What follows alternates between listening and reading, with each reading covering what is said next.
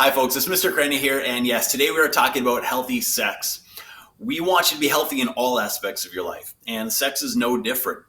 And just like I would say that the best version of yourself is the healthiest version of yourself, the best possible sex is the healthiest possible sex. But we need to have some parameters in place around sex in order for it to be really healthy.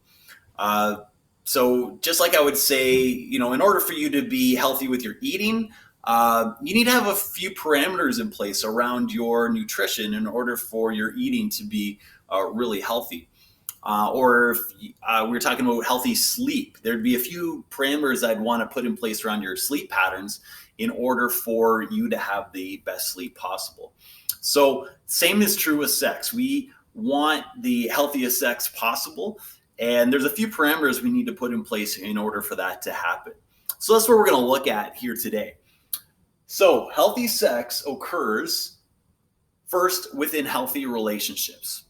All those aspects of relationships, effective communication, mutual trust, mutual respect, and high commitment. All those aspects of a healthy relationship need to be there for sex to enter into the healthiest possible environment. All of those aspects of a healthy relationship are really the foundation for a sexual relationship, to enter into a romantic relationship. And people's report, when they have the highest possible levels of communication and commitment and trust and respect, that is creating kind of the best possible conditions for sex to occur. Because if you think of the flip side, if a relationship has very low respect or low trust or commitment or really poor communication, that's when some of the negative aspects of sex can occur. Sexual abuse, some other physical negative health impacts can enter when the relationships are really, really poor and sex enters into the relationship. So what we want is for you to have the best possible conditions for sex to enter into a relationship.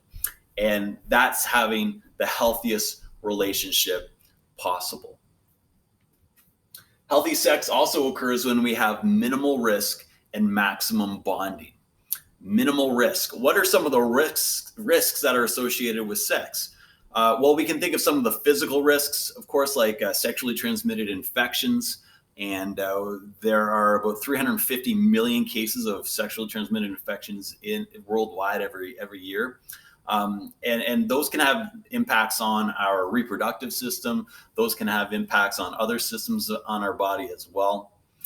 We can also think about a pregnancy that's not expected and very hard to deal with. We can also think about some of the emotional risks or mental risks associated with sex. So things entering into our emotional state like fear or anxiety, or shame or regret, or some of the mental health aspects of it. There can be depression associated with poor sexual health. So those are some of the risks, and we really want to minimize the risks. Anything is best when it's as safe as possible, and we minimize the risks as much as possible.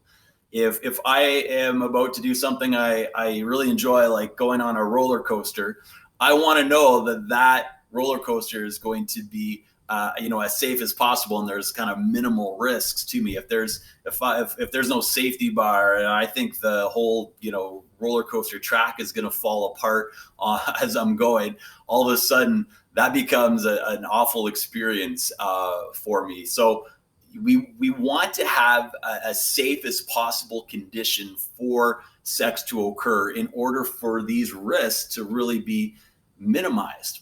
So what's the safest possible condition? Well, if we think about the idea of two people who haven't had sex before, who have taken time to build a really, really healthy relationship, and they're at the highest commitment level. They're going to commit to each other for life, and like a marriage, and they're going to get married, and that's when sex is going to occur. A lot of the risks associated with sex are extremely minimal. STIs are really not an issue. A pregnancy would be okay in that scenario. The worry or fear or regret or depression around sex would really kind of be minimized as well. And so that would be kind of the best possible condition and the most minimal risk. When we have the highest risk level around sex, it's when people have multiple partners, or really terrible relationships and sex is entering it. Or if people are having sex at a really young age, that those are the conditions where the risks get really, really heightened around sex. So we want minimal risk. We also want maximum bonding. When people have sex, they release a hormone called oxytocin. And oxytocin is a bonding hormone. So when people have an orgasm, they release this oxytocin and they feel bonded to each other. It's a closer bond, it's a closer connection. Women also release oxytocin when they give birth, and that allows them to bond really well with their child. So that happens when sex occurs, and it's a great kind of bonding situation for a couple. Now, when we have that kind of high risk scenario, if you bond with somebody and then that bond kind of tears apart and you break up and you're having sex with somebody else and somebody else, and that kind of multiple partner idea, and then that bonding gets minimized. You release less oxytocin, and you find it hard to release oxytocin with all of those different people. And at a point where you want to have a committed long-term relationship, it's very hard to have that bonding occur because of that scenario. The maximal bonding occurs when you have two people in that long-term committed relationship, having sex with each other. And that's when the bonding is occurring the most, and that oxytocin is being released, and you're connected to that one person. I'll put it another way here. I've got a couple charts here to talk about what commitment does. Really, minimal risk and maximal bonding comes with higher levels of commitment. And when people report satisfaction in their relationships and in their sexual relationships, really it comes with the highest levels of commitment. And here's what people report. So let's say we have a situation here where there is a very low level of commitment in the relationship. So it's a low commitment relationship, casually dating or hookups or something along those lines. Very low commitment to the relationship. But they're at their highest level of physical intimacy. So the sexual activities that they're doing are at the highest level. They're having sex. This is what people report in having satisfaction in their relationship and in their sexual relationship. That's the level of satisfaction they report. Just to paint the picture, if people have a high level of commitment but low physical intimacy, that's really not a good picture either. They report having low levels of satisfaction in their relationships and in their sexual relationships too. But when we have that high commitment level, that minimizes the risk and maximizes the bonding. So people have the highest level of commitment and they are experiencing the highest level of physical intimacy. So the level of physical intimacy goes up with the level of commitment. And when it's at its highest, that's when people report having the most satisfaction with their relationships and the most satisfaction in their sexual relationships. And so this is really key. When sex enters at that highest level of commitment, that's when we see the risks being minimized, maximal bonding, and really satisfaction in the relationship. being the highest. Healthy sex also occurs when we think ahead about our decisions. If we just kind of thought, oh, I'll eat well when I feel like it, or I'm going to exercise when I feel like it. A lot of us wouldn't really enter into a healthy place with those areas of our life. And sex is similar. We need to think ahead about our decisions. We need to make a plan about our nutrition. We need to make a plan about our exercise, and we need to plan ahead about what is sex going to look like for me, and what is really healthy sex going to be, and what are some of the things I need to put in place ahead of time for that to occur. Sex is really unhealthy when we have it's a last minute decision. We get ourselves in a situation in a romantic relationship where it's kind of a last minute decision that this is going to happen, and that's when the risks go up a lot, and it's not a good place to be. So thinking ahead of time and planning through and thinking through these things are really important to making sure that sex is as healthy as possible. Healthy sex also occurs when we have the conversation.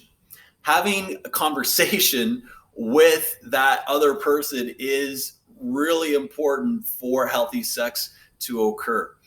You need to have a conversation about sex before sex is going to occur, and maybe multiple conversations about sex. It's not just a one-time thing. If you can't talk about sex with that other person, then you should not be having sex with that person.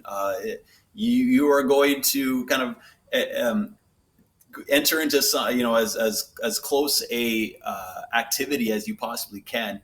It's a good idea to have a conversation ahead of time with somebody about what is that going to look like, what is going to happen.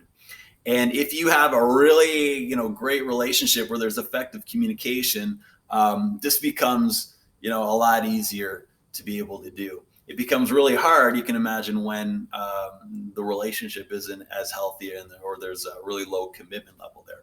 But what are some of the pieces that should be in this conversation around sex? Well, what are the boundaries we're going to place around sex? When is it going to happen in our relationship? What are some of the things that we're going to put in place to keep sex as healthy as possible for us? Just starting the conversation around, what do you think about sex in this relationship? What does this look like? What should we be putting in place for this to be a healthy thing in our romantic relationship? Really important to start talking about that. And then, just respecting what the other person has to say, respecting their thoughts, respecting their boundaries, and being able to come to a decision together, the two of you as a couple, around what is sex going to look like, really helps you down the road to be able to walk through a healthy sexual relationship together. If one person has very different expectations than the other, then it really becomes a difficult road to walk. So having that conversation in the relationship is an important thing to have. What are our boundaries going to be? What is this going to look like? When is sex going to enter into our relationship for it to be as healthy as possible? The conversation also needs to be around the idea of consent. And consent is really just that positive yes. This is going to be something that we both are enthusiastic about, we want to do, together, and we have the right, boundaries are in place, and we are good. We're ready for this experience to happen. Consent is not, obviously it's not no. No means no, and a maybe or none sure, that's also a no. And so you need to be really clear. That effective communication is very important, because you need to be clear about what is a yes, what is enthusiastic. And the higher commitment, the better the relationship. the easier it is to kind of get to know that other person and to read their cues and to understand, yes, they are interested in and giving a positive yes to the sexual activity. So that that communication around having the the best possible consent around sex is really around having the most effective communication.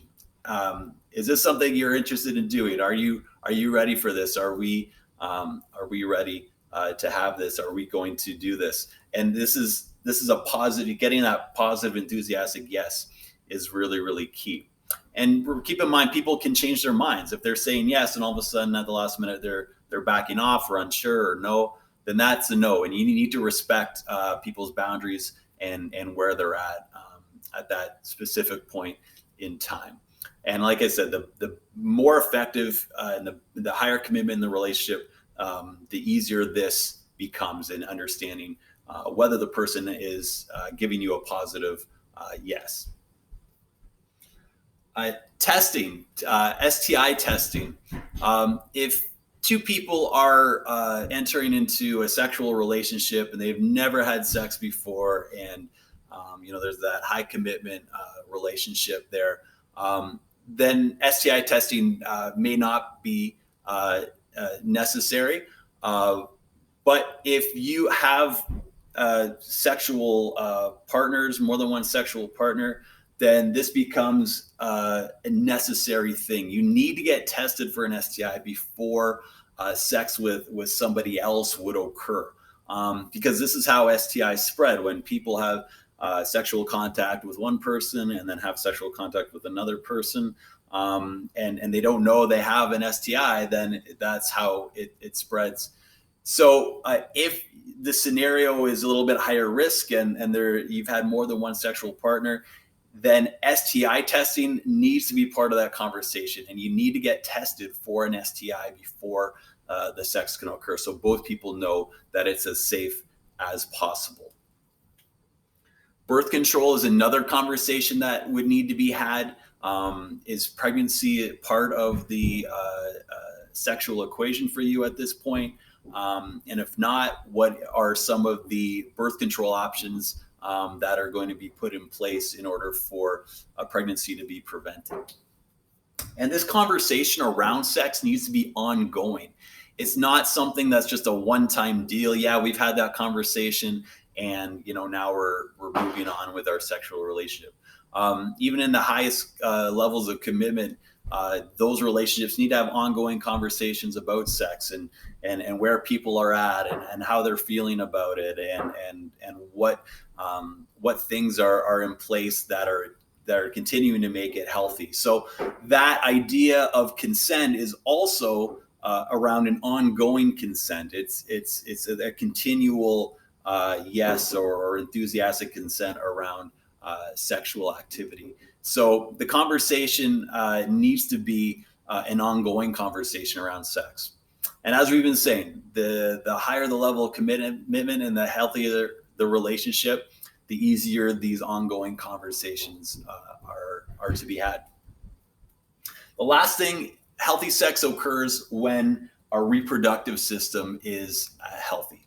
So there can be issues obviously around STIs, but there can be other things that we need to be aware of that may hurt our reproductive system.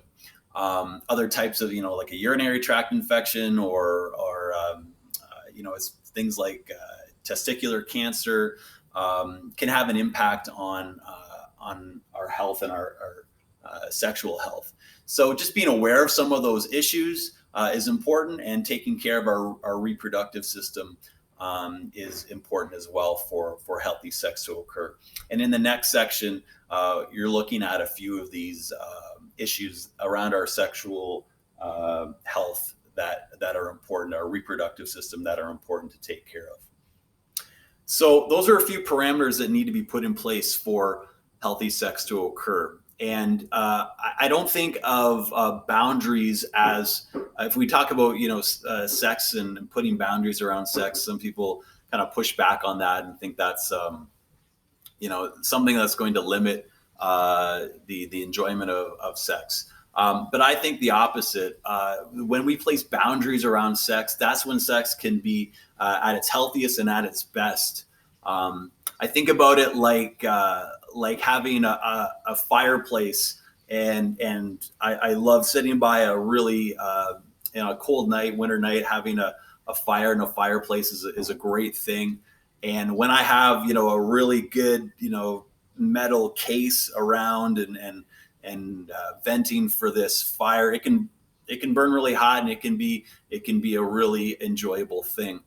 If I started setting fire to other places in my house without boundaries, and my curtains caught on fire, and my floor and my walls, that would put me in a lot of danger, and I would not be enjoying fire anymore.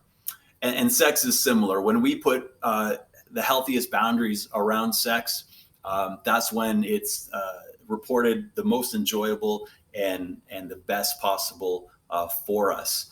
When we remove some of those boundaries, that's when some of the risks and dangers can occur there, and people report having less enjoyment around it. So make it the healthiest that you possibly can. And if you have any questions, make sure that you send me an email. And thanks for listening to this talk.